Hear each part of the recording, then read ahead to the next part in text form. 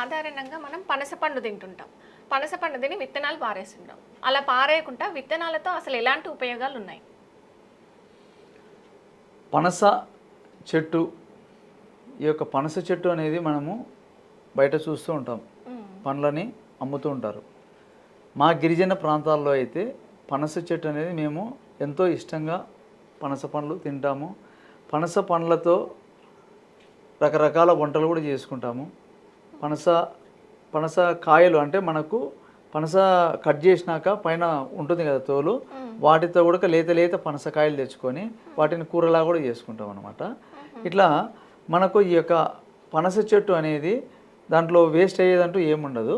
పనస లేత లేత పనస కాయలు ఉపయోగపడతాయి, పనస విత్తనాలు ఉపయోగపడతాయి, పనస పండు కూడా తింటాము.